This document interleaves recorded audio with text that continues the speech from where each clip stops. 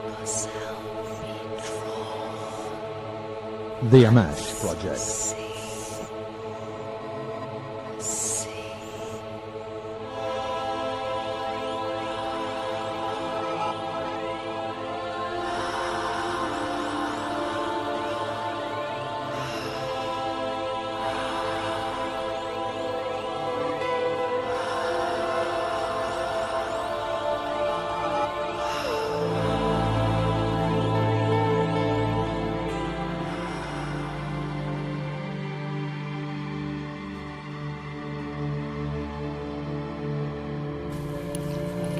So, Joanne, what have we got here and what's going on? So we're here on the, I think it's the 30th of July, it is, isn't it? 30th of July, Saturday.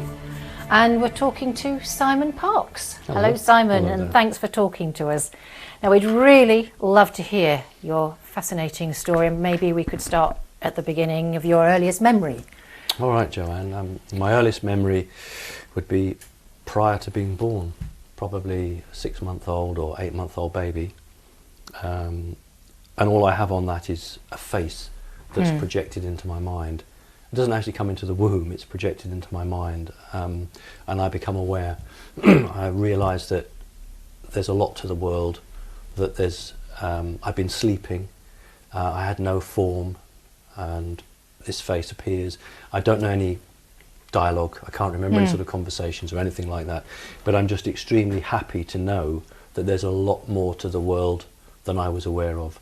And then the face just goes, and then I have no more remembrance. And can you describe the face for us? Like a kite shape, like a traditional kite shape. That's how I would, like a triangle inverted. Right. Imagine like that. And with sort of human features on that. Oh, very kite? much so. Yeah, very much so. Yes. Okay. Yeah, and I wasn't unhappy. It was a very pleasant experience. Yeah. But that would be the earliest one.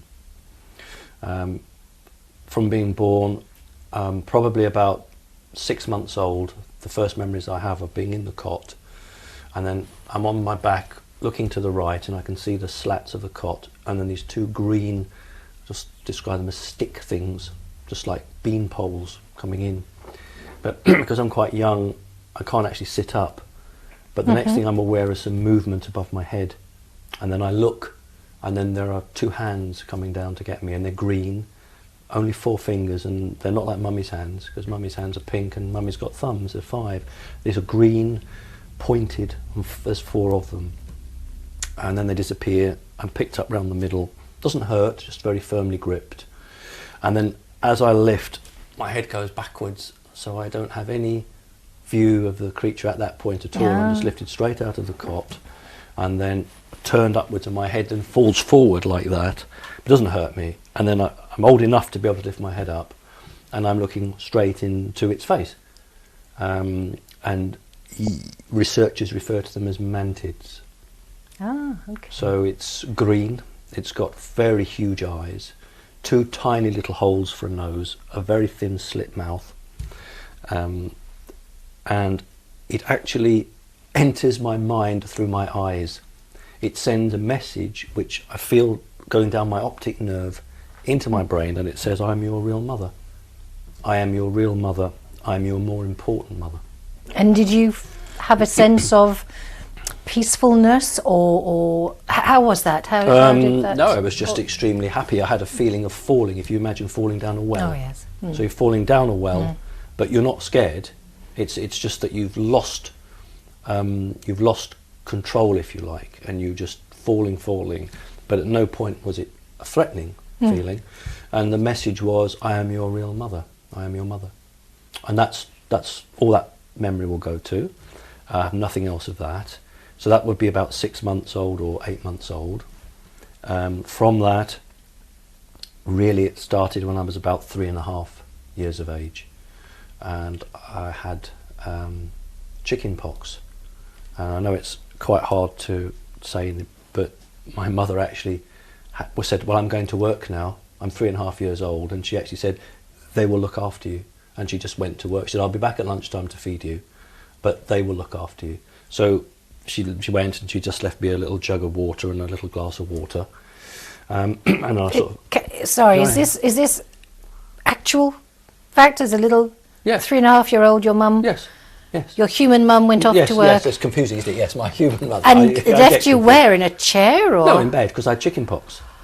Oh, yes, okay. I'm in bed, I've got chicken pox. She's put dabbed the stuff on the little bits, the pox. She's done all that with the yellow dropper thing. And what then did- she said to me, right, I'm off to work now and I'll be back at lunchtime to feed you. And, And they will look after you. What did she mean by they? Well, at that point, I had no idea what she meant, but Mum was quite happy for me to be left there, and at 3.5, I don't think you really realise what's going on, do you? And did they turn up, or? Well, I had a sleep, and then I was woken up. My name was called, and there was a guy who looked to me like a waiter in the room. He had a tray in his right hand Excellent. with a glass, what looked like water, and over his left arm he had like a tea towel. So he struck me as a waiter, and I said, "Who are you?" And he said, "I'm your doctor," which is odd because it didn't look like a doctor. It looked like a waiter, but he said, I'm the doctor. And I said, "Oh, I'm alone." And he said, "No, you're not. I'm here to look after you. Drink this. This will cure." It doesn't say your chicken pox, it says your viral infection. So I drink that, and then I go to sleep, and then I'm woken up again. And there are two green beings which look like my other mum, but they don't have a purple cloak on. Should have mentioned the other one had a purple robe on. Have So- you a sort of sense of how large or the size of these? Well, not at the beings? time. I have No. since then, because I've had so many experiences with them. What I call the doctors are about 8 feet tall. The one I call my my real mother, or my other mother, or my more important mother, is about 9 foot tall.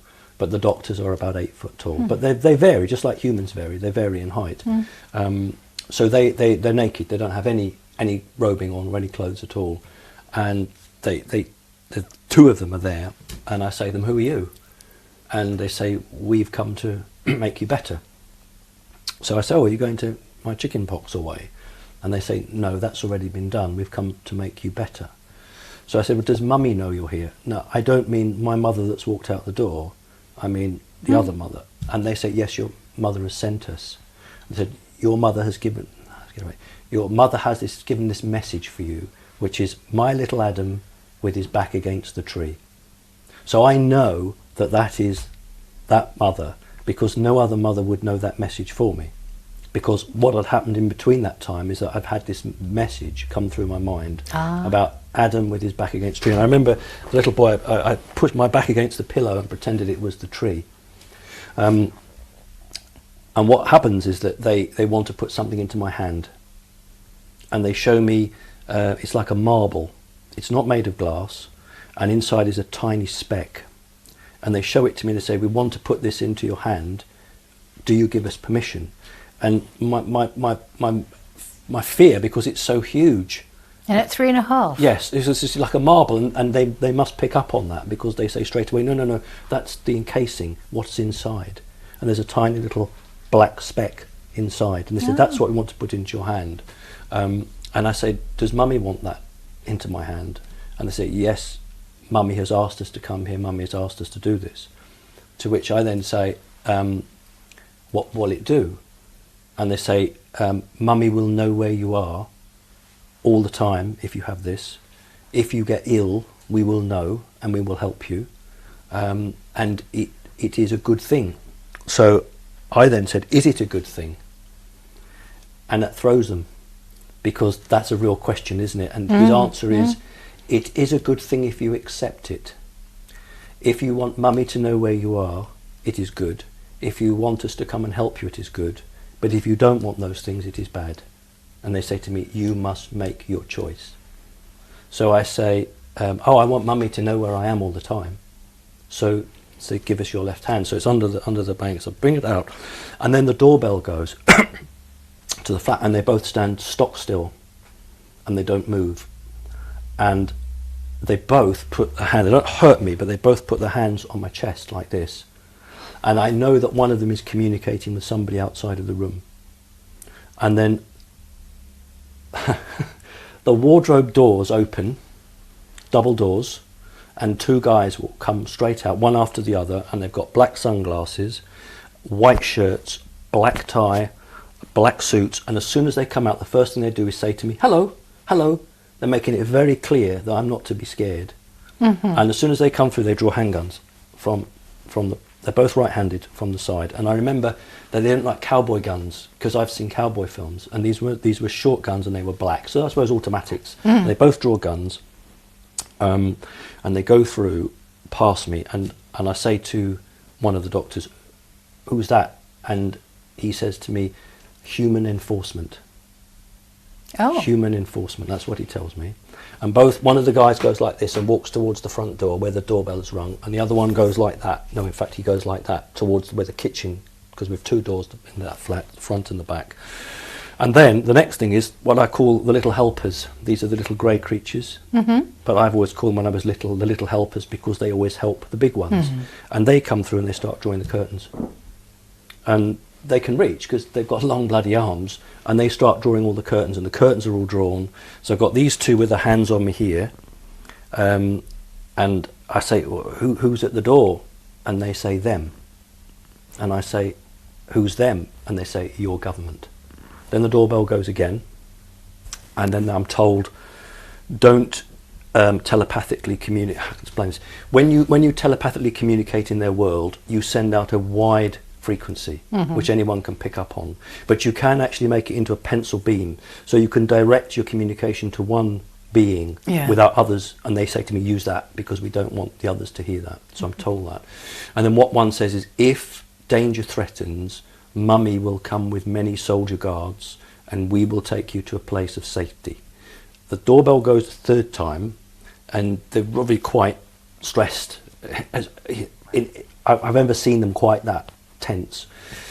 Anyway, what happens is that one of these guys, this human enforcement, has gone to the back door, and we had a curtain that covered it, and he's moving it and he's looking, and then he starts making hand signals to somebody outside. And I remember thinking, why doesn't he just use his mind? Why is he doing physical hand signals? And I think, oh, he's a human, so he can't. And then he's moving the curtain more and more, and then I get to see what's out there, and it's person that's dressed like him, but his face is, all the skin is all sucked in. So I'll do it. All his skin's all drawn in, and his body, it's like someone stuffed him full of straw. It's just like he's like all lumpy, and he's not walking properly. He doesn't walk quickly. He's walking really slowly like this, but clearly he's an ally of this guy behind there, because they're making signals. And then this strange looking person who's got white shirt and a black tie, but he's got a hat on, this one, and he's got the sunglasses, and he's walking very slowly like that. And then what he does is he puts his hands above his head and spins in the middle of our little garden, spins round, and that's it. We know it's clear then. So the other guys, they put their guns away. They don't have holsters, they just put them in the suit pockets, but they both stand by the doors. And it's okay to go on. So what happens is he takes my hand, and then he starts doing it, and I'm watching, and it's really weird. There's no blood. When it goes into the hand, this thing, there's no blood, but the skin, how can I describe it? It's like... You see it moving from the inside. Yeah, it's like the skin all goes up like that. God only knows. And I start sobbing, because it doesn't hurt at all, there's no pain, but it looks so weird. And what he says to me is, the doctor says to me, look at all the lovely animals that have come from the zoo to visit you. And when I look like that, there's a giraffe and a cheetah in the bedroom, frolicking and playing. I know now that it was in my mind. They were never there, but they were so real. And obviously my attention is taken away while I'm watching that. And then they disappear, and it's all been done. And I look, and there's not a sign. There's nothing. My hand's absolutely fine. There's no blood, nothing. And they say to me, the job is done now, then we will go. And I can't remember the exact conversations.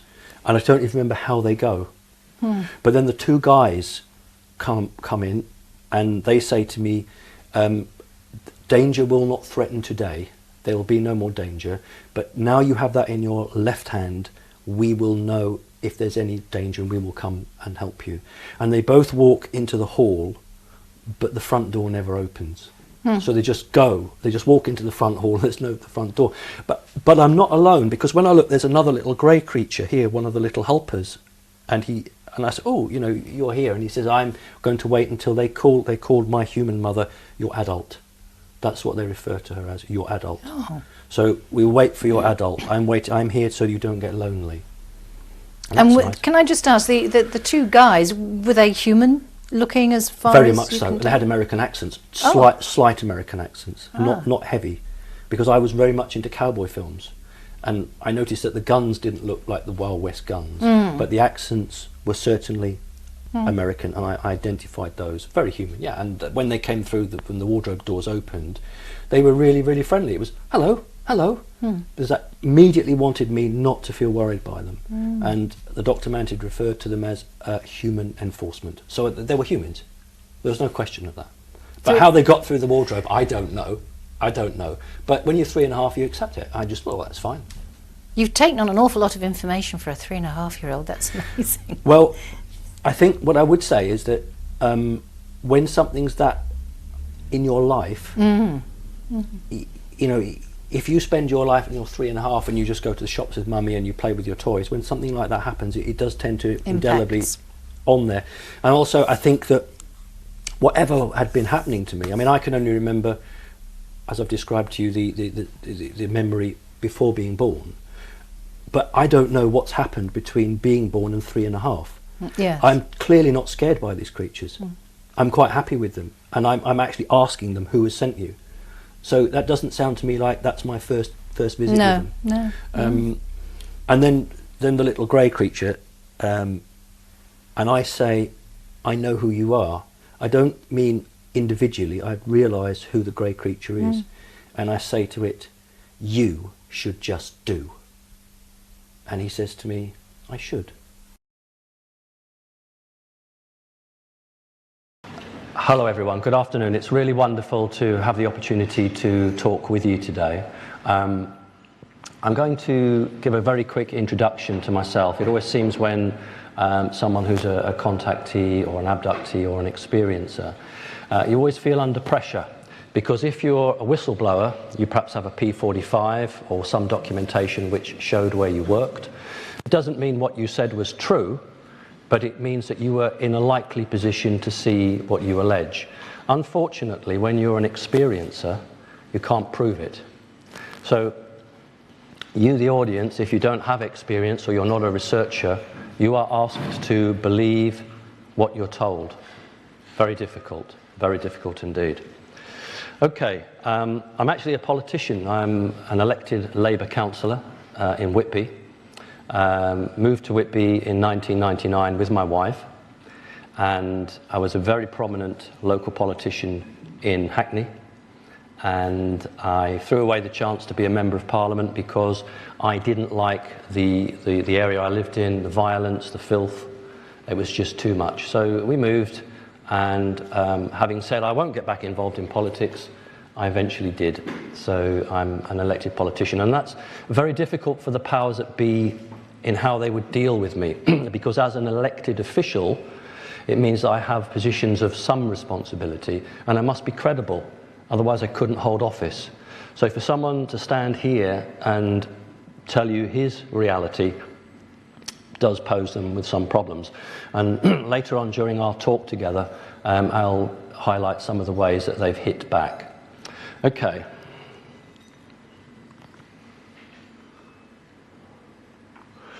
I've entitled it Mantids, Reptiles and Hangers-On. The majority of the beings that I've encountered are mantid, reptilian, shadow beings, and the feline species, the lion and the cat people. I'll very briefly touch on the greys, but they've come up already. Okay. I'm going to divide this talk basically into three. Three is a very, very sacred number for the extraterrestrials. And so it's good enough for them, it's good enough for me. So part one will be looking at my human mother, and I'll explain why I call her that in a moment. My grandfather.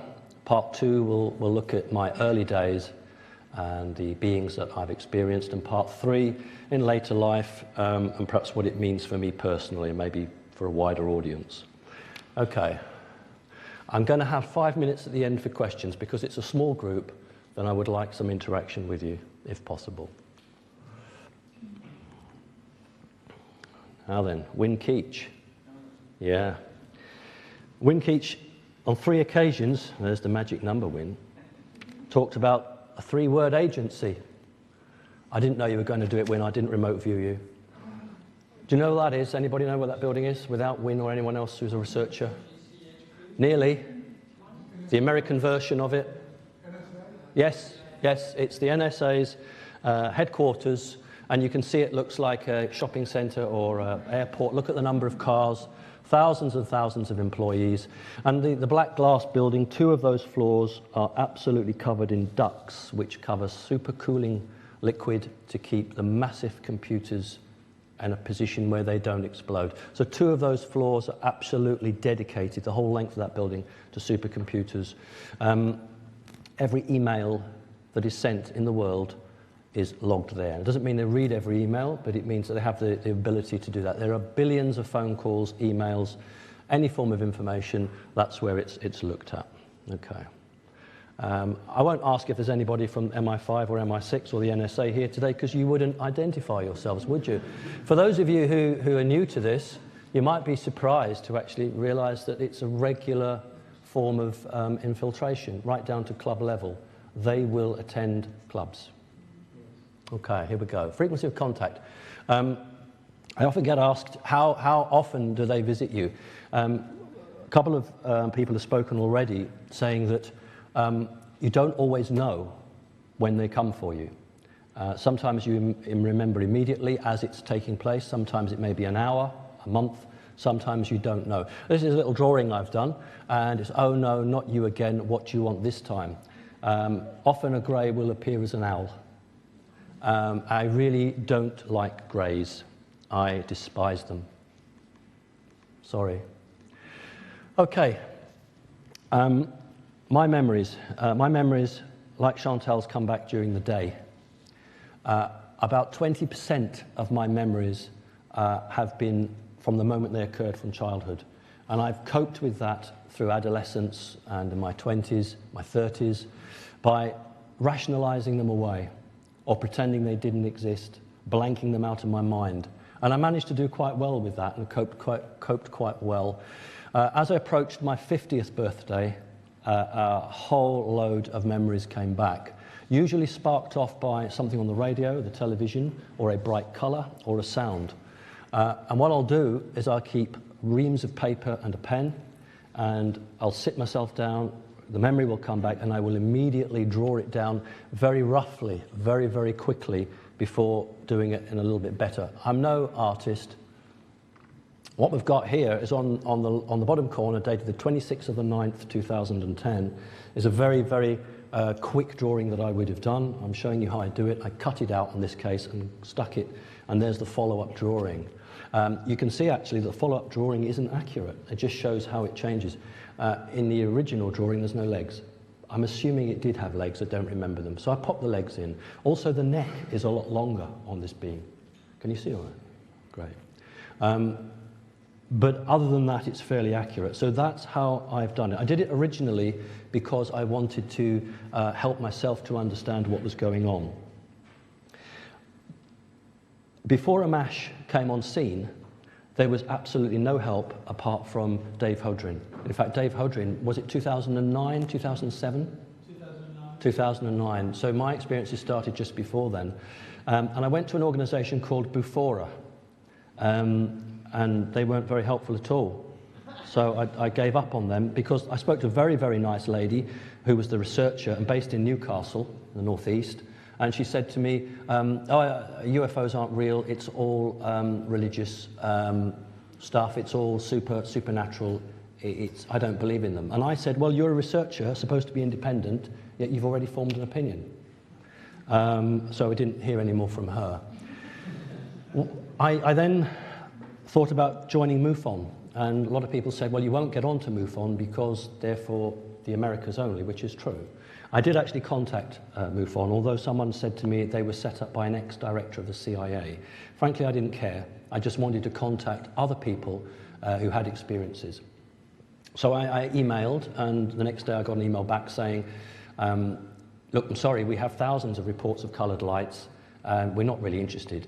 So I emailed back and said, are you interested in the beings that fly these craft? Within 7 minutes I got an email back saying, can you describe them? To which I said, I can do better than that, I'll send you some drawings. So I scanned and emailed some drawings. 3.5 minutes later, an email came back from the director. MUFON's broken into different groups, but there's an overall director, saying, thank you very much indeed, I've got your drawings, we would like to accept you. Now, when you go on to David Hudrin's or any other site, you have a password. You go on to a web page, and then you enter, and you can have a blog, you can chat away. And I said to him, oh, that's great. When will I be on? Oh, you're on. What do you mean I'm on? Oh, it's just kind of come through straight to your emails. I said, well, if it's coming through my emails, oh no, he said, no, nobody else can read it. It's all encrypted with the highest security. So I could do what we do on a monthly basis with Dave Hodrin and his group, actually on my emails. So they had some pretty high-tech equipment to enter it was BT, it's not some cheap thing, enter it and set me all up in America by pressing a switch. I stayed there 3 months. I found them extremely helpful. They fell over backwards for me. They couldn't have done any more for me. They were really supportive. The managers of these groups were excellent towards me. I've got no problem with them. And I just left because I'd moved on. I was ready for something else. Personal confirmation. I believe what I know is true. I have no doubt. But, you know, I'm savvy enough to realise that I can't stand in front of a group of people and say, take my word for it. So I needed some personal proof myself. There's a guy called Phil Hoyle. I don't talk to him now. And he was a researcher, and he was very keen on getting badges or logos or emblems from either alien spacecraft or the entities themselves. This is a missing time period in June 2010. I won't touch on, that's a crystal being in the side, but I'm going to talk about the 6 males and 1 female. There's the female. She's cute, isn't she? How do I know she's a female? I feel it. I feel it. She's also about that much shorter than the males, physically. On the right-hand side is the badge. I couldn't remember all of it. The lead grey here, and they're being very respectful to this creature because his resonance is so high. I don't think they can cope with it very easily. And he has a badge, and I did say badge on chest, it's not complete. And I said, well, I've got that. Shall I send it to you? And he was very, very keen to see that. And from a family in Sunderland, husband, wife, 2 children, there was that. And what Phil Hoyle said is, you have seen this and this. I'm just going to go back to it now. I actually agree with him, believe it or not.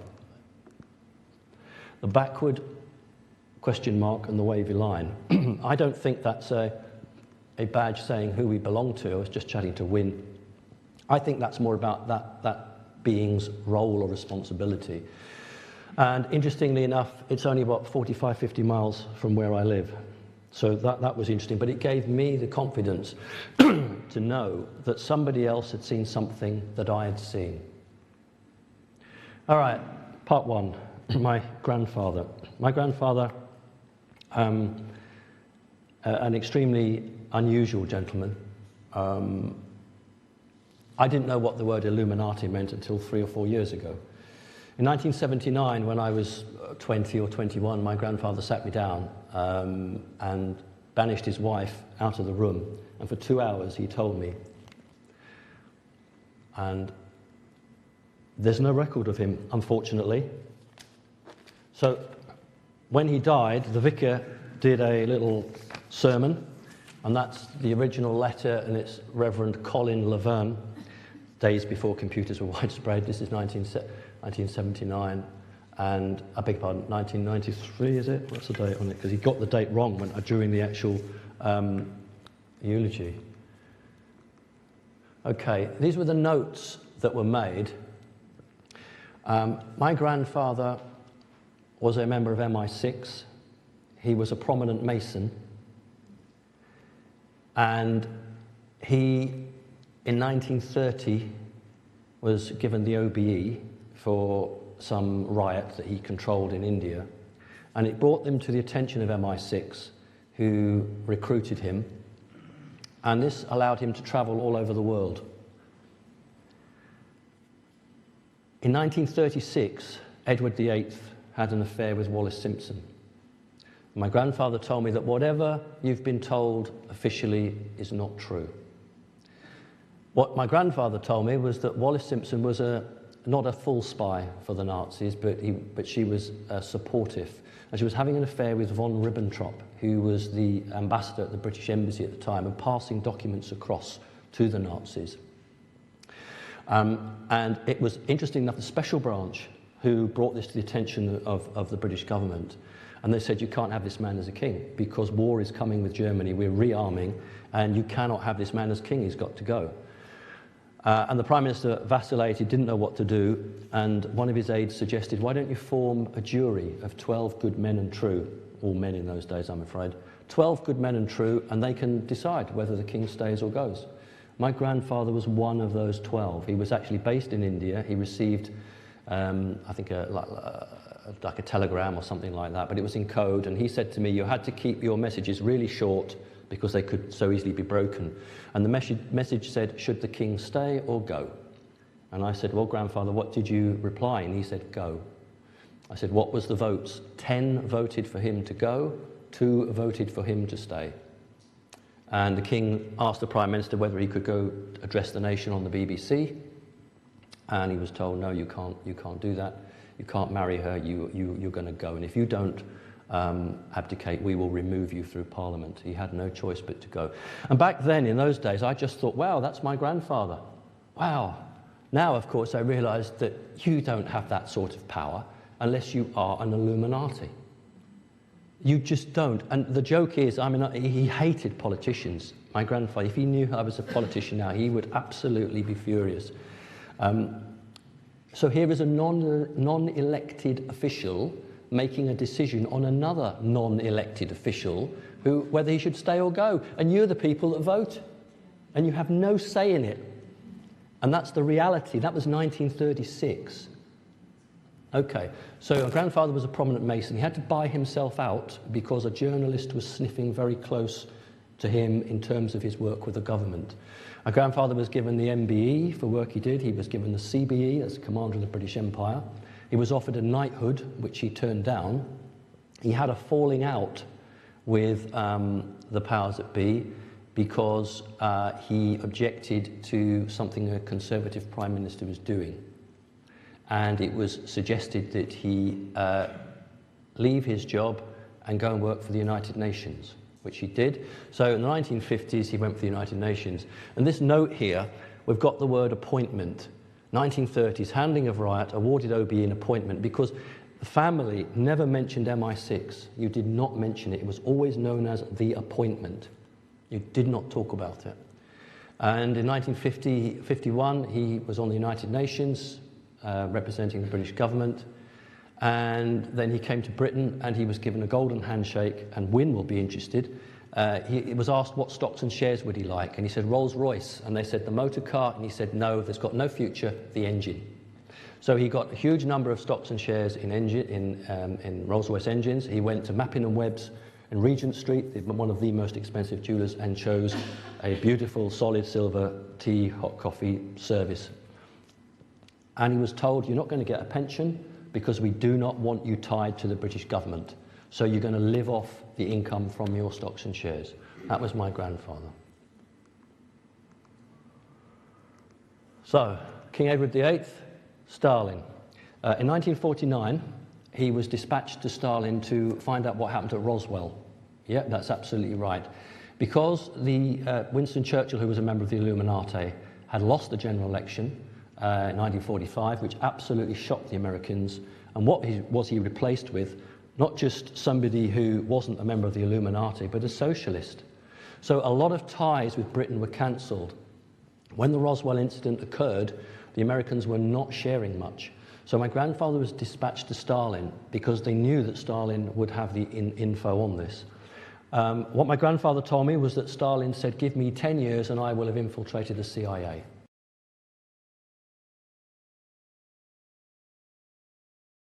Which is about right. Give me 10 years and I will know what the CIA are doing. He refused to tell my grandfather anything about alien technology. As my grandfather left, He said, I'll give you a present. The nearest thing to alien technology we have is a mineral called alexandrite. And he gave my grandfather a beautiful, beautiful bracelet for a woman in 18-karat gold with these beautiful gems set in it. And he said, this mineral, when under daylight, I think it glows blue, but when you put it under artificial light, it turns green. And Stalin said to my grandfather, that is the nearest to alien technology we've got. Give it to your mistress. My grandfather, being a very solid gentleman, said, I don't have a mistress, I'll give it to my wife.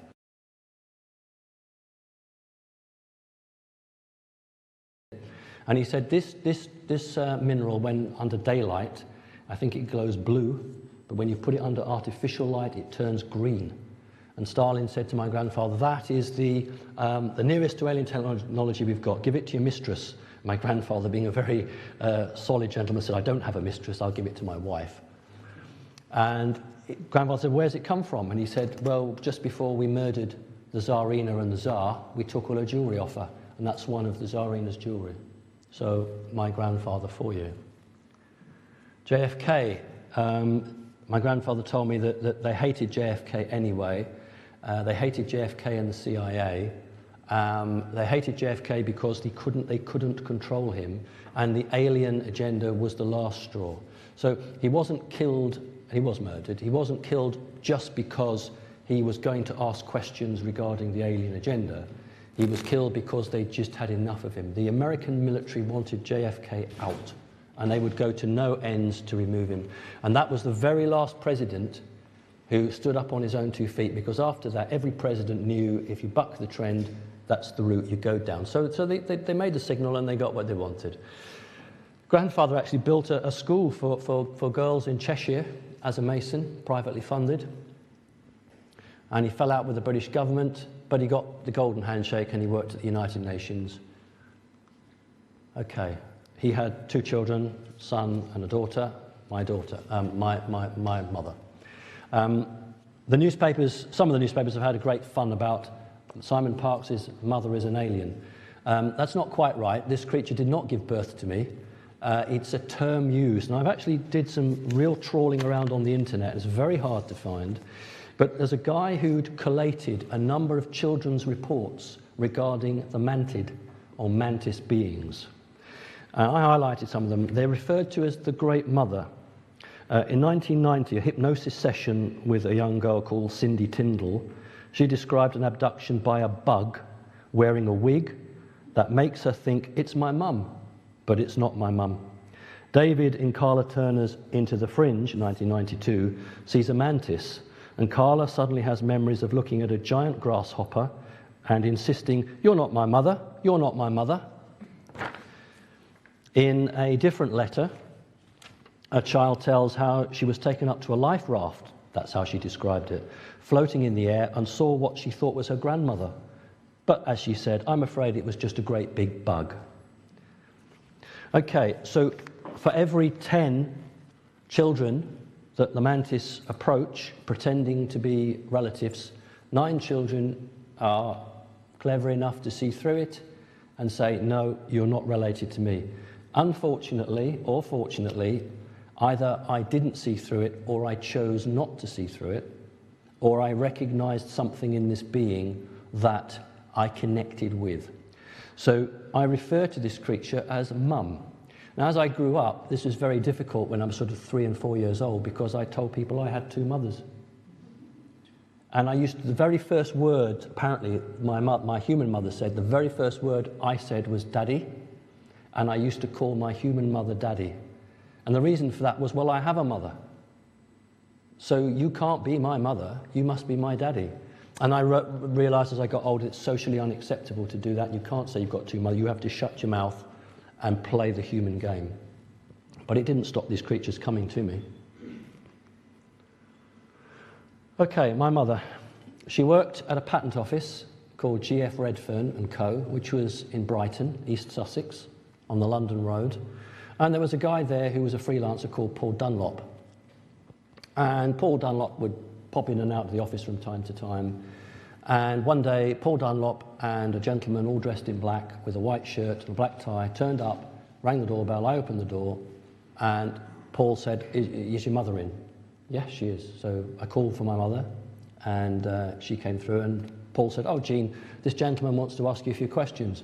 And the gentleman took out a folded reef of papers, not very big, and then said to my mother, "Sign these." So my mother, single parent, quite rightly said, "Well, what are they?" "Oh, I'm not telling you, just sign them." "No, I'm not signing something that I don't know." This argument went back and forth, and in the end, my mother said, "Well, I'm going to call the police." This gentleman then sat on the sofa and said, "Good, they'll make you sign it." And at that point, she realised that this was extremely serious. And Paul said, "Oh, for God's sake, Jean, just sign the papers. Do you love your country?" So she said, "Well, of course I do." "Do you want to earn 2 wages?"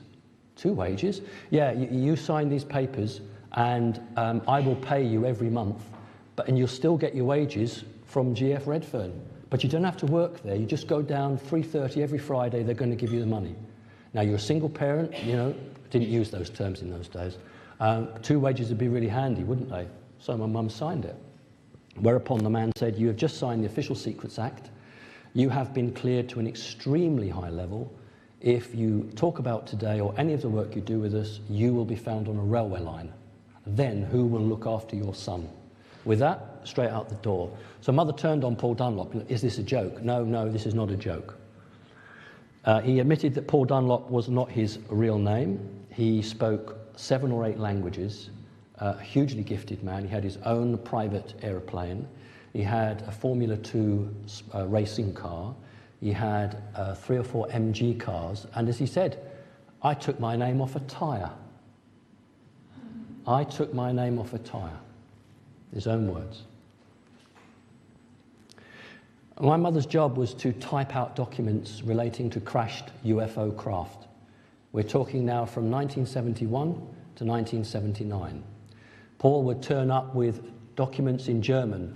Wynne Keach has talked about Operation Paperclip, where the Americans in particular, the British to a lesser extent, brought over as many Nazi scientists as they could, absolved them from their crimes of murdering people, and allowed them to earn nice big wages and to staff the big corporations that are running the world today. And these documents were never white, they were cream-coloured paper, they were all in German, they had the German eagle on the top. No, they did not have the swastika on. That's always a question that radio interviewers ask me. No swastikas at all. West German Republic.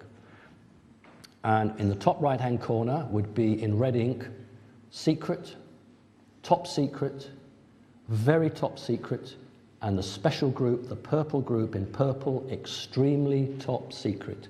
And whenever we had an extremely top secret document, we would have what was then the GPO, British Telecom now, van parked 24 hours a day outside the house. And what happened was that my mother had the documents. Paul Dunlop had translated from German into English on a spool of tape. She operated what's called a dictaphone, very old-fashioned. You pressed a pedal, a sentence came out in English, and she typed it. She worked at home, and Saturdays and Sundays I wasn't at school, and at lunchtime she would leave the document out, go into the kitchen, make her food, make my food, come out, give me my food, she'd go back to the kitchen, and all the years we never ate together. She would never eat with me. I know people find this very difficult. I do not have a normal upbringing, okay? I just don't do the human stuff. And so I would go and read these documents for an hour, and I would hear her feet coming back up the hall, and I'd just walk away. For 5 or 6 years, that's what I did, and I read these documents. They were relating to not just crashed craft, but the technologies that were inside them. So they would get a brief. What is this? What can you do with it? And what time scale for the applications? And there would be blueprints, drawings. Some of the documents might just be 3 pages. Some might be 10, 15 pages thick. And it was power plants, a fantastic amount on the miniaturization of computers, energy weapons, time travel. It never said how the aircraft, the UFOs were brought down. It never said where they were crashed. It was just presenting with, these are the questions, and it was a very scientific paper. Most of it went over my head, but a lot of it didn't. When Paul Dunlop arrived, he would discuss this with my mother, and researchers have said to me, it's very odd that you were never asked to leave the room. And I would, as a small boy or a young boy, be playing with, I don't know, my toys, my Scalextrics or whatever I had, and they would be discussing Roswell. They didn't call it Roswell. It wasn't called Roswell. Well, they didn't call it Roswell. And they would talk about weapons, Nazi scientists, and every time I would look round at them, because they might say something interesting, he would smile at me. He would actually look at me and smile. And when Mother would go and make the coffee, he was an RAF pilot. He used to fly Lightnings. He called them the Frightening. And he would play, and he would be the pilot, and he'd want me to be the co-pilot, and we'd get some chairs. And then we would go chase the UFO, and he would say, jinx left, fire missiles, and that's how we would play. And now I look back on it, and I think, my God, that's really odd. That here's a guy steeped in the highest levels of security, relating to me in this way. But at the time, he was just a kind guy who, I didn't have a father, remember, who was being nice to me. So we lived in a constant state of security alert. Mother would walk to work once a week to get her wages. A guy would walk to the park and he would tell her what day, what time. She had to take these documents that she typed. She'd get in a green Jaguar, give a password to the guy in the passenger seat. They would drive to Brighton Station. She would get out, walk to the London-bound platform. It was cost 2p in those days to get a platform ticket. And she would have a copy of the Financial Times with a document that she typed in it. She'd sit on the first bench by the beginning of the platform. It's like James Bond. A guy, bowler hat, red carnation, briefcase, umbrella, copied the Financial Times under his arm and come and sit next to her. And they would have some inane conversation in code, such as, I think it's raining in Littlehampton. Yes, I know, but the train there is a stopping train. She would put her paper down, he would pick it up with a document, then he would put his paper down, he'd go on the train to London, she'd go back home. These names of these people, I'm not going to give them, but their ranks, the lowest rank was captain, and the highest rank was a full colonel. So they were all military people. And she was told that you work for MI5, well, you don't really. You work for the NSA, but we're managing you. So my mother worked for the NSA of America. She wanted out. She became an alcoholic. She could not cope with what she was reading. It just blew her mind. She just couldn't cope, and she couldn't talk to anyone. She was very loyal to this country. She didn't discuss it with anyone, nobody. And she was a wreck. And she went to her handler, and she said, I can't do this anymore. I want out. You promised me you'd give me my old job back. And they did. They gave her a job back. She went back to work at GF Redfern, and then 2 weeks later she died. And I'm honest, I ran away from the situation. I couldn't cope with it. So after a year or so, I thought, I've sod this, I'm going to go to London. So a bit like Dick Whittington, really. Run away from it. I had no father, no mother, the only child, and that was it. The day before I left, I got an envelope pushed through the door with £2,000 in it, which was a lot back in 1979, I can tell you, in very used notes, and a little typed note which said, "Don't look back, Dick Whittington." So that's my sorry money for what they did to her, because they killed her. They had no choice. She was loose cannon to them. She knew stuff that could have blown the whole operation. So I understand why they did it. It doesn't mean I agree with it, but I understand that their protocol would have required that immediately. Okay, that's enough of that. My first memories, these are the memories that I remember. The very first one I've got, that. I must be 3 months old and 2 hands reaching down into my cot to lift me up. And all I can remember is that's not my mummy's hands. 5, should be 5. There's 4 there and there's no thumb and they're green and pointy. Second one. So it lifts me up. I've got no memory of the body at all. And it lifts me straight up, and I've put the sensation of being lifted up and strange hands around my middle. But it didn't hurt. And I look into this being's eyes, and I don't think this being makes a contact necessarily telepathically. I think it goes through the optic nerve. I think they connect direct to the optic nerve. Your eyes join straight to your brain. And it just said, "I'm related to you. I won't hurt you." And then all I remember is like falling down a well. Everything went black, and I was just, if you can imagine, falling backwards over a well. And that was all I remembered. Education.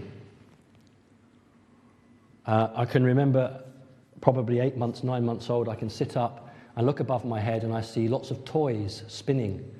Soldiers, trains, building blocks. And as I look, they change into beautiful, beautiful, sharp shards, like you took a plate glass window and you smashed it, and then you coloured each piece of glass a bright colour, and then you tried to push them all together, but don't let them touch, just push them together, and then holographically turn that into a ball and float that round your head.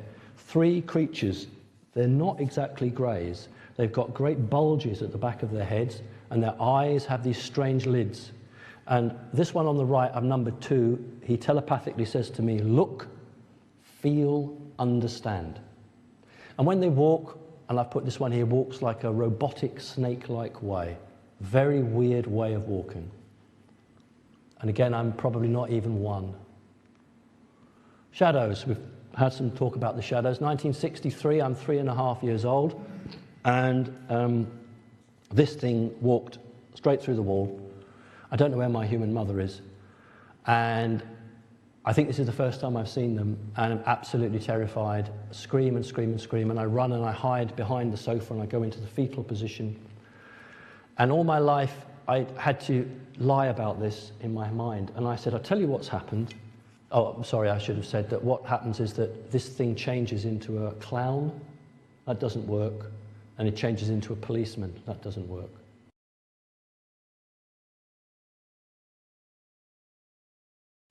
Trying to reassure me. And when he changed into a clown, I got an image of a big top, lots of children, and all children laughing. But these ETs don't get the connection that that's funny, but a thing that walks through the wall doesn't work. And I could sense, somehow I was linked to this creature, I could sense that it was confused. It didn't understand why it was reacting. The policeman then was designed to calm me down and be safe, because back in 1963, I think policemen were perhaps a little bit closer to the community than they are now. So what I thought was, I'll tell you what's happened, you know. Mum's gone out for some cigarettes. I've got left alone, wondering where my mum is. I start screaming. The next door neighbour calls a policeman. The policeman breaks the door in, the policeman comes in and rescues me. I'm happy with that. It didn't explain how it walked through the wall. It didn't explain how it turned into a clown. But that didn't matter. I had to live this life on this planet. And these are the ways I coped. If I couldn't form some sort of twisted story to make it sound real, I would just push it out the back of my mind and I wouldn't even consider it. This is the second shadow. Okay, on the left-hand side, this is the same interaction. On the left-hand side, I see him floating outside the window, and I open my arms out like this. This is the part of the first key lock of the signal that I recognize who he is. He's not very good, he can't do it, he can just do that. But that's good enough. That means that we see each other. He then floats through the window doesn't smash, there's no wobble of the, nothing. Just comes straight through it, glides in, lands in front of me. And then he holds his hands upright, like this. I do the same. Now, things come back to people, and after about a year after doing this, drawing, I remembered that what happens was that like an electric charge goes across from one of his arms to the other, and then he throws it to me, and I catch it. And this is, in human terms, think of a tumbler lock. This is a genetic tumbler lock. Nobody else can interact with me. No one else can interact with him on that. That's a special lock that releases our abilities to communicate and work together. They didn't want anybody else coming to me. So this is a most advanced locking system. Okay. Normally I don't see eyes. This is the first and only time that I ever saw eyes, and they were just discernible. And I never called him a shadow being. That's what you researchers call him. To me, he was always my smoke man, because he appeared to have this smoke that came off his body. But it never went up to the ceiling. It would just come up here and never dissipate. It was just continually growing off him. It was the most incredible experience. This being taught me some very interesting stuff, and sadly, while I was at school, my academic studies went right down the toilet, to the extent that I had a psychologist, had special teachers to help me with my English and my maths. I had a teacher come on a Sunday to the house. For the 3 or 4 months that this being was interacting, my traditional skills were right down. But when he'd finished interacting, my reading age of 7 became 12. So it had been a huge pendulum swing back and had advanced ahead. We don't have time to talk about what we did together, not today. Okay, 1971. This is one of the most important points for me because I made an agreement with the Mantid race, a soul agreement. Most people who have experiences have made an agreement. Unfortunately, you don't remember them. And it's so disempowering when you get taken and you don't know why they take you. And it's a very difficult situation. This is a spacecraft.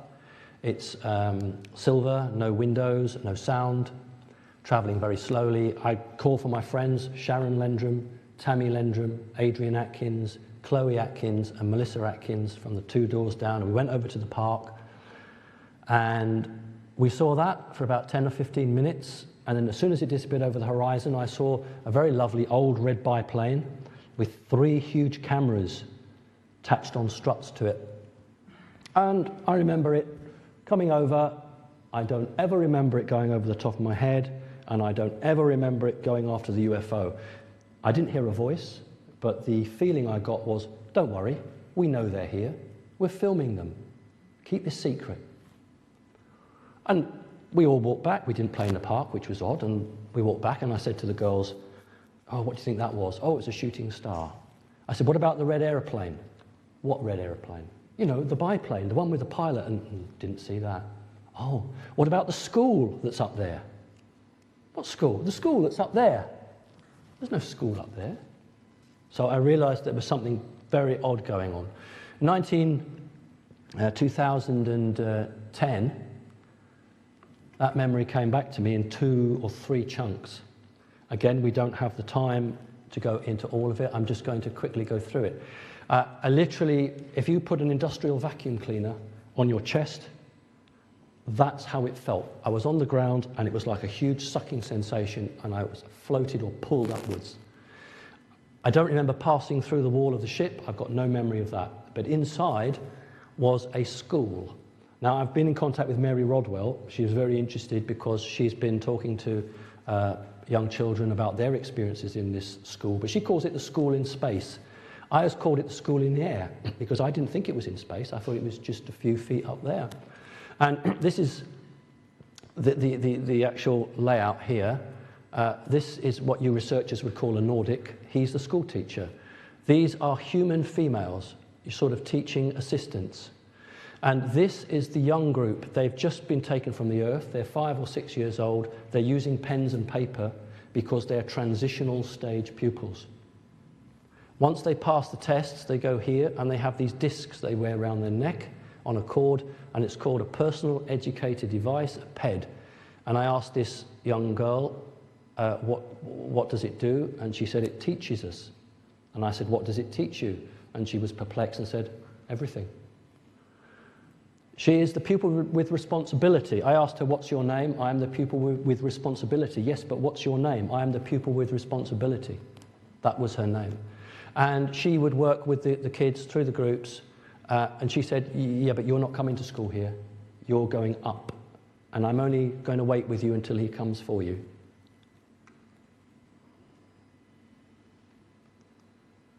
Okay, this is it. When I saw this being, I was quite upset. I felt a connection to it, but I didn't really know what it was. It came straight up to me. I know you can all read, but it's very important to me, so I'm just going to read it out. He puts his 2 hands on my shoulders, they're very tall, and he says, would you like to be like us? To have knowledge and understanding, to see the future and know the past, to have power and at that point, I'm so excited about knowing about the past that I just communicate, yes, because I really do want to know about the past. I'm fascinated by it. And then he immediately says, then come with me. Now, I interrupted him, It doesn't matter where I interrupted him on his communication, whatever he didn't say is mine. That's the contract. So the finishing word there is authority. To have power and authority. That was the end of the contract. But I didn't even need to get to the end of the contract. That's what I wanted.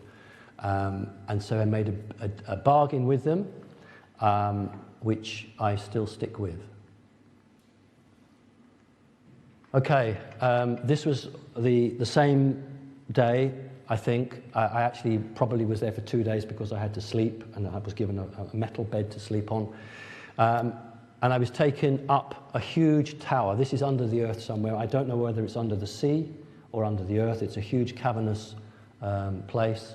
And there were just hundreds and hundreds and hundreds. There's about to be little faces, hundreds of beings. And he stands there and he holds my arm and he lifts me up, almost so I'm on tiptoe. And I say, look at all those creatures down there. And these are all hybrids. And he says to me, they're your people. They are your people. Show your people that you love them. And on saying that, he lifts my arm up, and I'm actually on tiptoe. I've been up and down this pole more times than a fireman. Okay, on the second day, I was taken to what appeared to be a bit like a control room with a large chair, which I can only describe as like a dentist's chair, but much larger, and these plush seats that go around the side. I am not convinced that that's a window looking out on the earth. I think it's more likely to be a viewing screen putting up the earth, but it gives the impression of a spaceship looking over the earth, but we mustn't always believe what we're shown. And then the chairs are taken up by 2 tall greys and 2 small greys. I haven't bothered you with the way that the command structure on this craft is, but the 2 tall greys are principal operators. That's the POPs, the principal operator positions. The 2 little ones are secondary operator positions, so they're ranked in what they do. The reptilian, he's the keeper of the room. They love jobs like that. They're very proud. If you had a toilet and you said to a reptilian, stand and guard this toilet, he would be so proud. 24 hours a day, he would stand there like that. It doesn't matter it's a toilet, it's a job. And it's a very important job. And he's so pleased to show me around the room. Reptilians don't have emotions as humans have. They have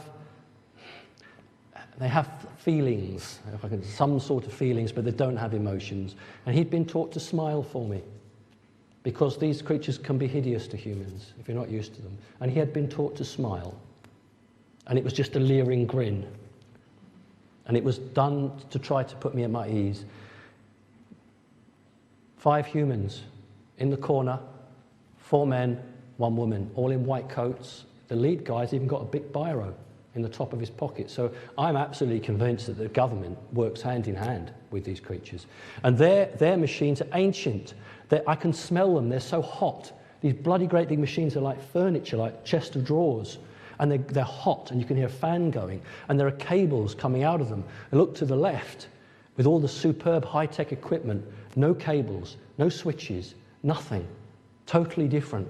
And some reason these humans were involved because I was there. And to this day, I don't know what their job was. Mary Rodwell is working with a young boy in Australia who's about 8 years old. And he has Mantid experiences. And he reported that he'd been lifted up in the air in a happy way and heard strange noises. And Mary said to me, have you ever heard anything of that? And I said, oh yes, that's what they do when they're very pleased with you. And I passed the test. These were all a series of tests. I passed the test, they lift you up and they make a high-pitched chirruping sound when they're very, very pleased. I've never been to Australia, and yet here's a boy 2,500 miles away, whatever it is, who has had exactly the same experiences as me. And he says his soul isn't human, he's a mantid soul, and he's 8 years old and he's convinced of that. Okay, we're going to move on to the reptilians. Trauma in my life, visits and memories activated. The reptilians have visited me when I was little, very little. I don't remember it. Then they came back when I was in primary school, and it brought it all back. Now, on the left-hand side, that's me in my first year at school. and on the right is 1 year later. That's when the reptilians came and said hello. And I said to my mother, I don't want my hair like that, I want my hair different, I want to be a different person. I was always called alien at school because of my eyes. My eyes are very, very almondy-like. And this is the change. And Chantal was, you know, extremely brave, and she talked about how she'd lost weight. The reptilians are a very, very difficult race to manage. Very difficult race to manage. I call that Mantid mum, and I was told to call a reptilian dad. White, red eyes. Originally when I drew him, I drew very big wings because that's in my mind what was so prevalent. But that's not accurate. I want to be accurate. They're more like spines. These can't fly with these wings. These things, they can flap them and move them. They signal with them during rituals and ceremonies, but they can't do much else with them. Nobody ever asked me about their genitals. Everyone's too embarrassed to ask about genitals. They keep them behind a flap of skin. Okay? And very, very sour reply, are you happy? I am pleased. That's about the most you'll get out of them. Okay, I honour the culture, I really do, but I don't agree to this part of it. Difficult subject. I understand lots of people will take issue and won't agree with it, but this is my truth. Here I am as a small boy.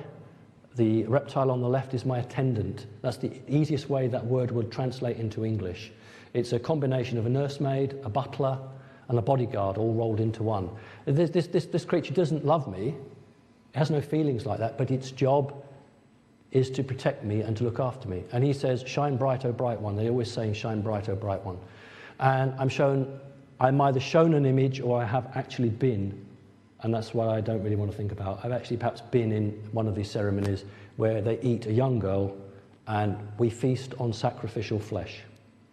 And on the right, the creature who wants me to call him Dad says, this is your world, your place in this world, this is your heritage and culture. What resides within also resides without, and that means what lives inside the earth is also genetically printed outside the earth. That's a reptilian DNA. This is who you are, who you were, and who you will be. Shine bright, oh bright one. I reject that. And I honour the culture, but I'm not going to have any part of that.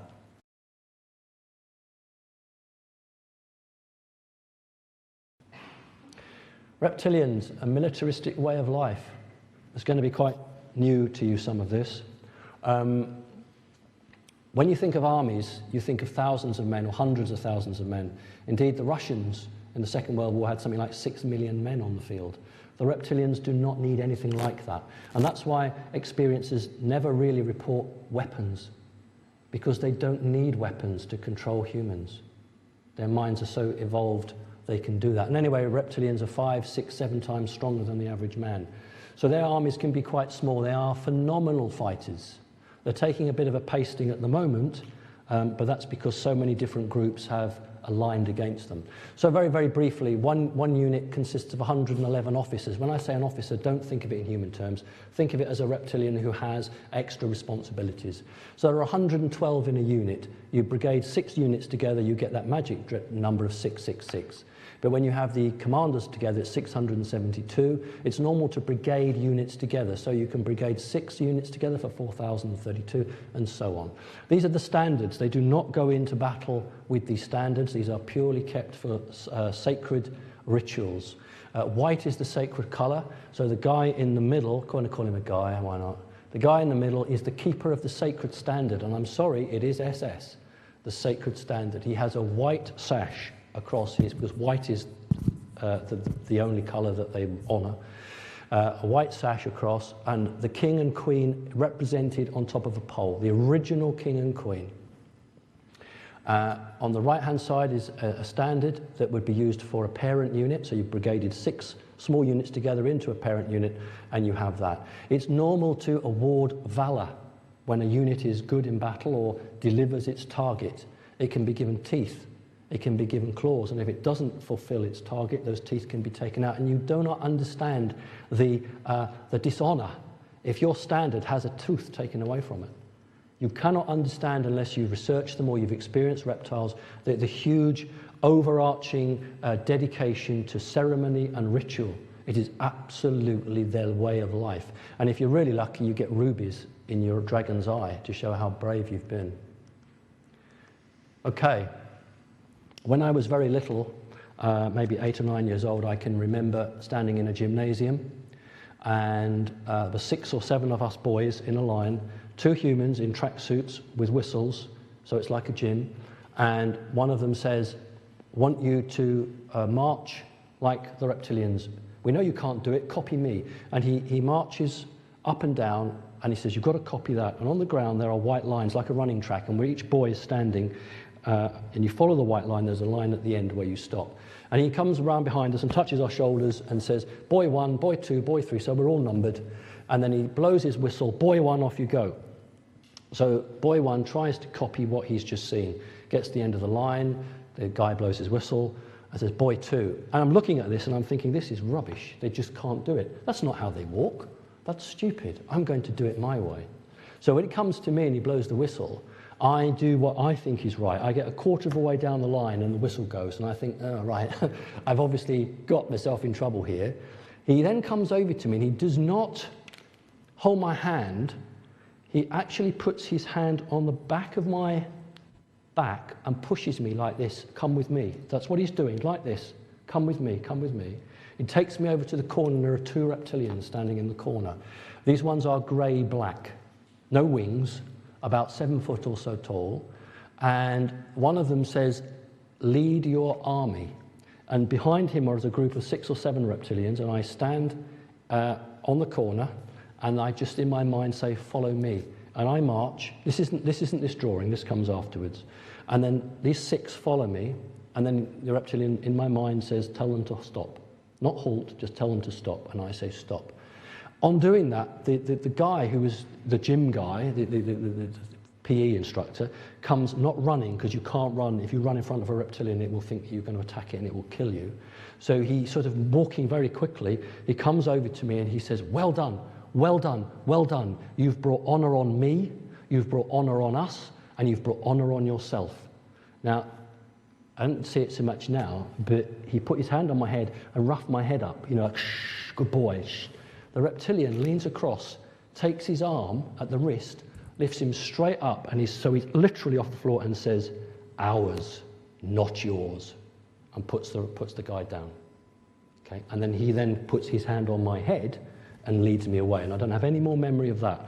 This is a separate memory where I was collected and I saw a procession. This guy in the middle, he has what we would call a face full of thunder. You'll see about that in a minute. Each job, they have to project a certain feeling.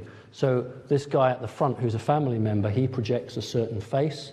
This one projects a face, and the others project. So you have to project both mentally and physically a set way of your authority.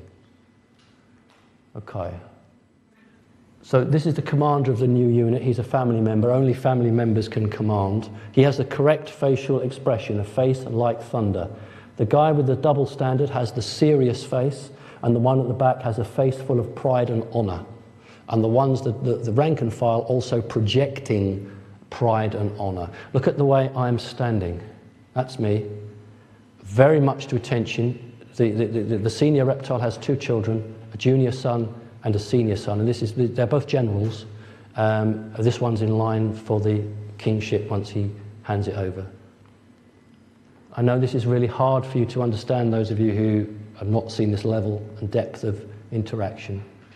Okay, 1965, I don't know how I'm doing for time. 1965, where my mother worked, one of her friends said she's getting married, and would I be a page boy at the wedding? And she said, "Well, I'll ask him." And I was chatting to another experiencer saying that may seem odd, but she didn't make decisions for me, she had to ask me. And I said, "No, I'm not doing that." So they were very upset, the family, and they came to the house and we struck a deal. I struck a deal with them. And if I did this, I would get a weekend in Butlins holiday camp. I could have any clothes for the wedding I wanted. But the reason that I wanted to do it was I suddenly felt this was good, because I was going to walk behind the bride holding her her train, and behind me would be 2 bridesmaids, and to the right of me and the left of me would be audience. And it was a ceremony, it was a ritual, and I knew this is what I wanted. So again, this is going to be very difficult for you. I was a 5-year-old boy, and they said, what did I want to dress? I said I wanted to dress like Hitler. Hitler. How does Hitler dress?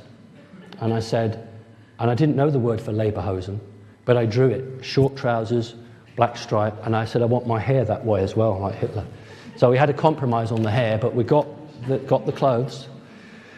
Back in those days, you always did a dry run for your weddings. You don't do it now, it's conveyor belt, isn't it? But back then, even the photographer turned up with no film in his camera, and they did a rehearsal, and the vicar said to me, don't stand so formally, because I'm standing like that. Don't stand so formally. And I said, this is how you should stand during the ceremony. Copy me. Copy me. And the best man turned to the father of the bride and said, ha ha ha, Simon says. And then the photographer saying, smile, little boy, smile, for the pictures, the pretend pictures. And I said, it is wrong to smile during the ritual. And he turned to my human mother and said, well, can't you make him smile? And she said, if he chooses not to smile, I cannot make him.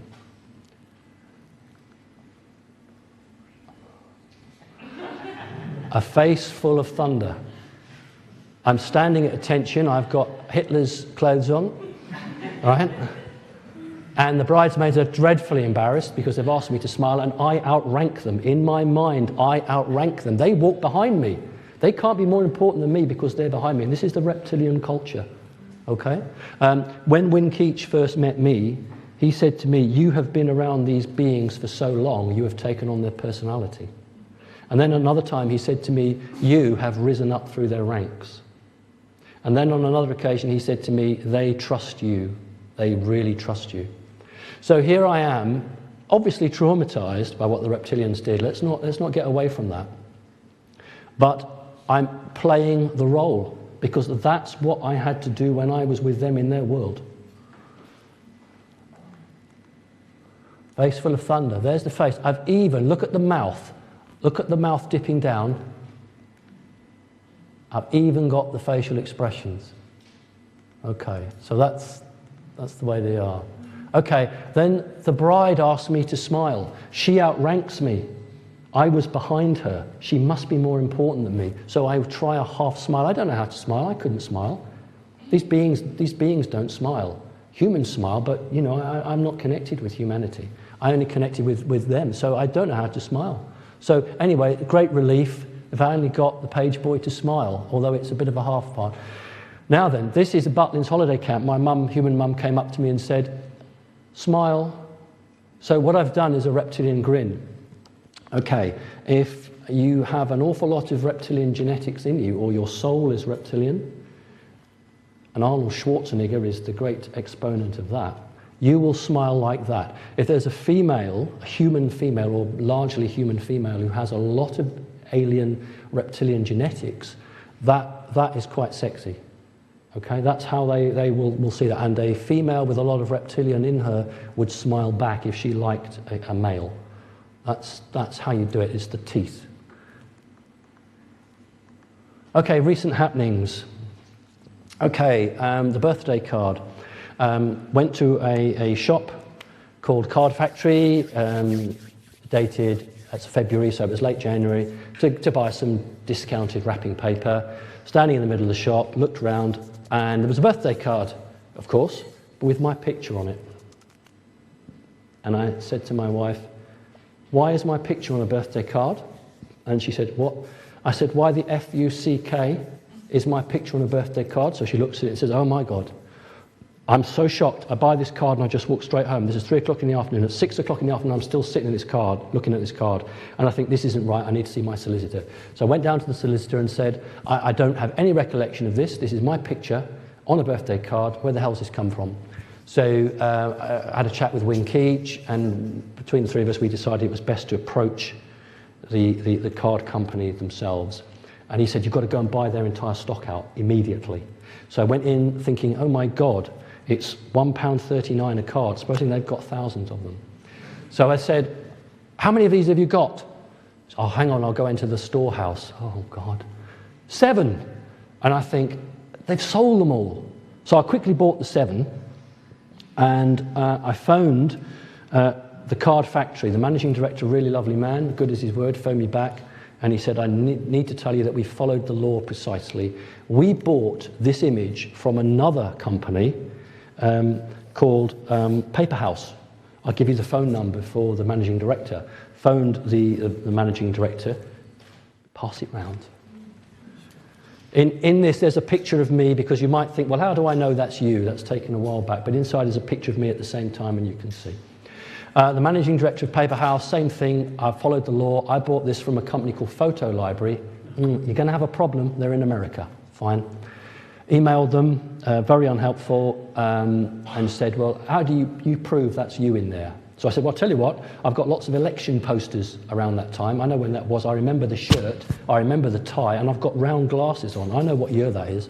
So I sent him all my Labour Party leaflets and posters, and he said, oh, right, okay, I've got to take you seriously now. He said, the test question is, when was that photograph taken? He said, if you say you are who you are, you'll know from the clothing. And I said, I'll tell you, that's 1997. And he said, good enough, it's 1996. Right, I'll have to investigate this. Goes and investigates it. Says, actually, it can't be you. It was taken in America. It was taken in Texas. And the photographer is a Jewish gentleman living in Texas. So I said, well, are you telling me then that's not me in the picture? Oh, no, Mr. Parks. I'm not saying that's not you in the picture. All I'm saying is the name I've got for that gentleman is not your name.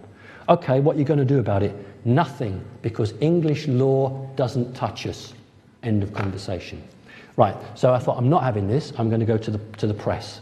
So I went to the newspapers for the whole purpose of getting the press to contact this company and put the heat on.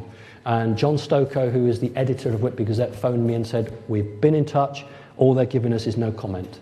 And he said, look, I've been a newsman for many years, we've researched you, we know you're genuine. He said, when someone keeps saying no comment, he said, I know who I prefer to believe. If you want this to go national, I can make that happen for you. And I said, no, because there's security service association with this. And he said, yeah, I probably agree with you. But if you change your mind, let me know. However, I went back to the card factory and said, I want these cards pulled. I've not agreed to them. And, you could have at least given me some royalties on it, or the number you've sold, no money from it. Let's be very human about it and greedy, shall we? So he says, well, we've pulled it anyway, but that's not because you've complained. Oh, right. He said, we've pulled it because it's a test run. We wanted to see how well it sold. So I said, okay, how many have you sold? How many did you print, rather? 7. I said, you printed 7? I said, I've bought 7. And he said, yeah, you've bought our entire stock. I said, and where did you sell these cards to test out how well they sold? Oh, he said, in your branch, in Whitby, where you live. I said, you printed 7 cards and you put them in the store where I live? He said, it's a small world, isn't it? And that was the end of our conversation. I wish, if I had my time again, that when I stood in that store, I'd done this, because there would have been somebody putting those cards in the carousel behind me. Or if I'd done that, I'd have seen your archetypal man in black with the old hat walking out that way. Okay, so there's evidence for you. If you want evidence, there it is. Okay, there's the card for those of you who haven't yet got round to it. Who the hell would buy a birthday card that said that on it? So clearly I'm in a car, somebody was next to me who's been photoshopped out, and a great big bear placed next to me. And only 7 of these were made. Okay, let's move on. How are we for time, Joanne? Oh, okay, I'll rush through it. Okay, car incident. I put I'm going to choose my words very carefully now. I put a call out. I've got a lot of time for David Icke, actually. He's a gentleman that I would really love to meet, David Icke. And I put a call out on his website saying, has anybody seen the reptiles? And I got lots of calls back. One of them stood out as extremely genuine. And I followed this up, and this young woman came over to Britain. Her father, a prominent mason in another country, a millionaire, a governor of a large city. And we had a 3-way meeting with Win Keach. And driving back from that meeting, my car was rammed, not an accident, 65 miles an hour, car coming straight up on the left, rammed straight into me.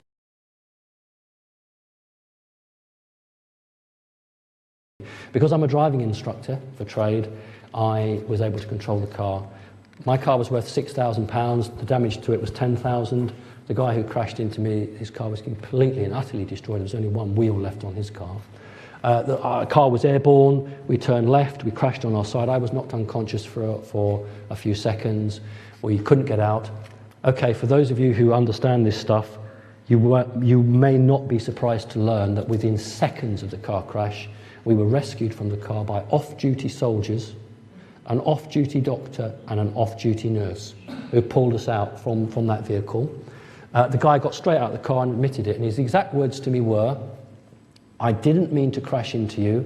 I'm really sorry. I had no choice because of the stuff up ahead." That's what he said to me. But I thought about it afterwards. Did he actually say to me, "I'm sorry I crashed into you. I didn't mean to. I had no choice because of the stuff in my head"? The car that crashed into me was a company car. The logo on the car was ICU. And if you Google it, it belongs to an American company called ICU Incorporated, who specialize in sweeping for electronic bugs, following people, and checking up on people. And that was the vehicle that crashed into us. Fortunately, there was a lorry driver behind who saw everything, reported it to the police, so I obviously taken him to court, and I've got compensation and the rest of it.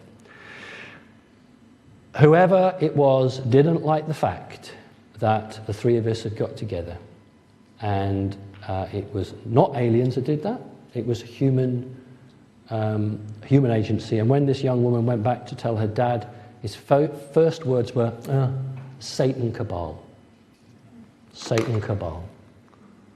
It was a human agency. Okay, we're going to rush through now.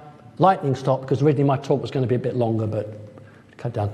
On the left is me being taken by a creature I call Mum. On the right-hand side is a Mantid control ship.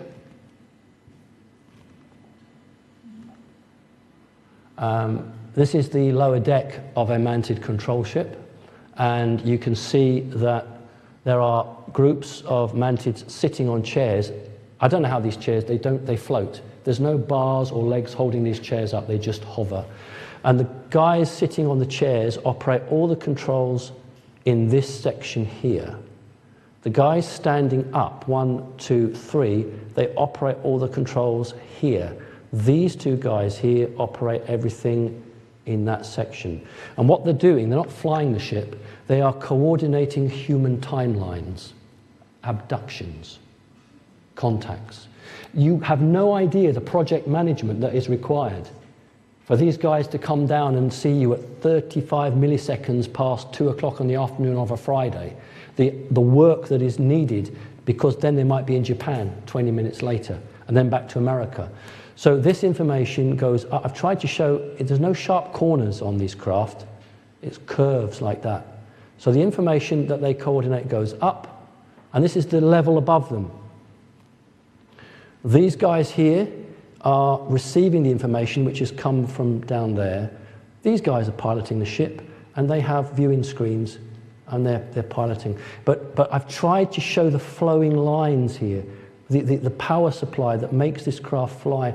It's absolutely vital that the craft can convey this energy round the outside of the ship. It's that shape. And that's the commander's chair and the lifting device that takes him up and down different floors. Technologies, you'd like this, I hope. You put your hand over what appears to be a solid piece of metal, a shape appears, it lifts up, floats up like that, and this device here allows the commander to observe the power plant. So diamonds, triangles, squares, oblongs all move across here passing information, so you don't have to go and do a diagnostic of your power plant. That does it all, and then you just hold it out and it drops straight back into the metal. It's a morphing metal. Nitinol metal that you can read about is just pathetic. This is real stuff.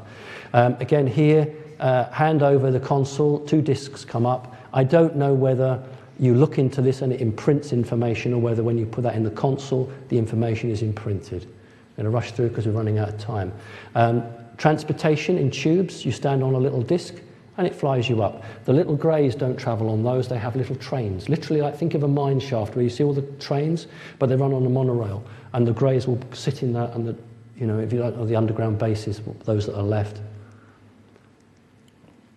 Okay, I saw this on a ship where a specimen got free, a bird.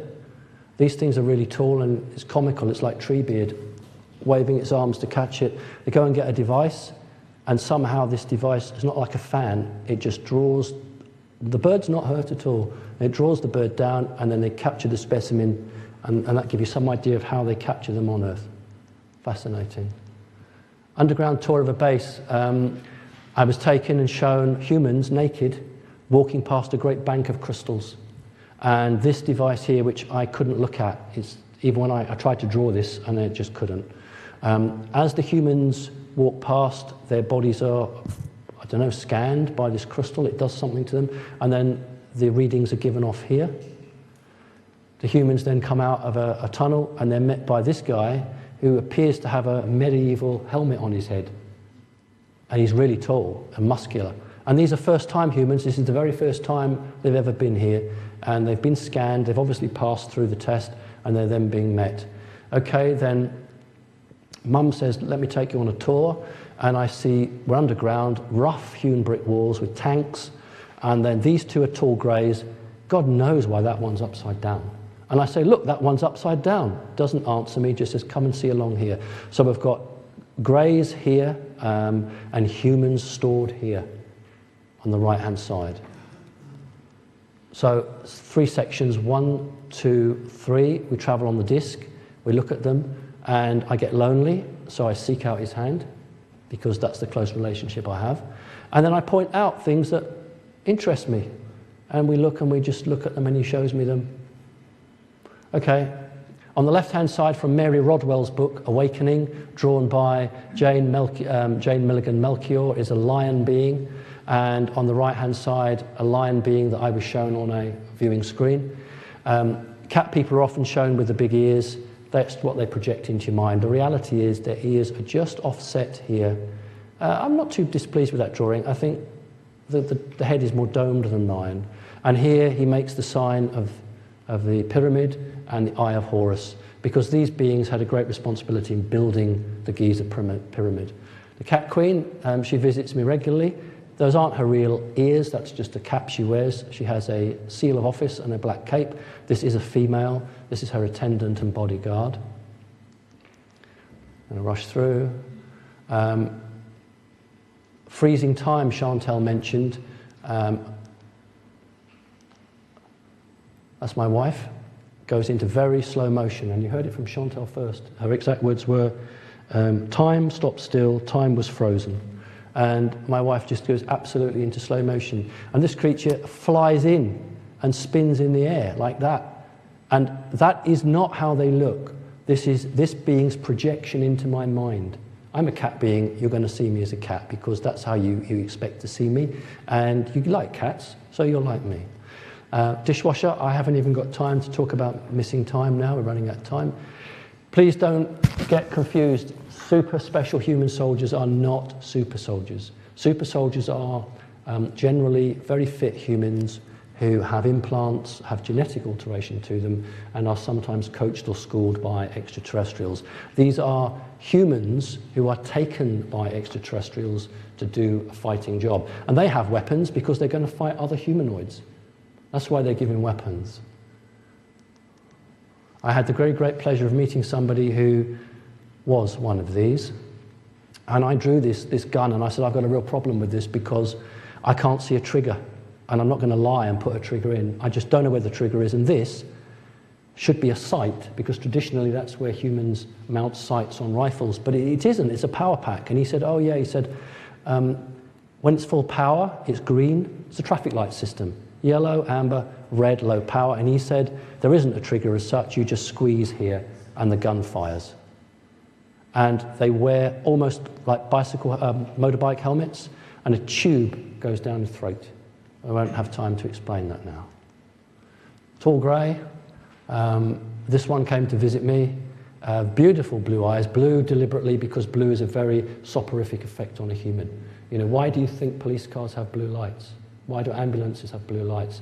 Blue is a colour that humans, when the reptilians were altering our human genetics, blue is a special colour to calm you down or to make you have respect. So he came to visit me and he says, you have no fear of me, because he's used to people screaming and hitting him and shouting. And I say, I have no fear of any of you. You have a very gentle face and lovely blue eyes. We're already friends. At which point he leans forward so I can stroke his face. And he says, it is as I was told about you. Are they mine? Walking along, Mantid, 2 hybrid children, and I think to myself, oh, that was me when I was little. I used to hold Mantid's hand. I still do. And we stop and we look, and I was shown them for a reason. 5 minutes? Sure? You can stop if you want. Okay. Storyboard fashion, okay, on a Mantid ship. I put my hand on the left shoulder of a Mantid. The reptilians chip with agreement. The Mantids carry a chip in all their left shoulders. It's with agreement. And as a human in their world, you can interface with the computers by touching the shoulder if you are so, because you can feel the information through. And I say it's busy today, meaning downstairs on Earth. Downstairs, that's what we call it. Down on Earth, it's busy today, there's a lot going on. And he says, yes, there's a lot in progress. Okay, and I say, if I was in our family body, I haven't even discussed that. If I was in our family body, I could command here. I would get bored, because he says, would you like to? No, I'd get bored, being in one place too long. Well, in our family body, I wouldn't, I know that. But I wouldn't want to command up here for too long. And he always calls me the Adam, and he says, the Adam was not meant to be off the earth for long periods. And I say, when will my task be concluded or finished? And he says, I cannot say. I say, I wish to move on. And he says, you agreed to do what you agreed to do. And I say, well, I do not go back on that agreement, but neither do I wish to stay on the earth forever. When my task is over, I wish to ascend. And he says, very unhelpfully, the usual stock answer there. And then I get very cross and I call up a picture. You can mentally call up pictures on viewing screens when you're in their world. I pull up a picture of the earth and I say, you know how hard it is. You've been there. All the humans, all the pain, the filth, the poverty, the violence, the lies. It's so hard, so hard, so hard. And then here I sort of go really mad and I say, I call out to the stars. I'm so furious of it all. And then I say, yet I know that the humans can evolve. They can change into the most wonderful and fantastic creation in the multiverse, and that must be seen through. And he says, you're a part of that. And I say, well, I am a part of the new beginning for the earth, and that was mentioned today. Somebody mentioned the new earth. I'm a part of the new beginning. And he says, yes, that is as it should be. And I then have an in-joke, it's not an in-joke, it's an in-argument. And I say, okay, my body, well, our bodies, but your souls. And he says, no, our bodies and our souls. And I say, okay, my people or our people, your people, for without you, there would be no vehicles for our souls. And then, straight off the wall, I say, you don't show me enough love, I'm lonely. To which he becomes terribly confused. They don't understand our human brain at all. I realize this confusion and I say, he says, how can this be? We visit you on a regular basis so that you'll never feel alone and you're always reminded of your family.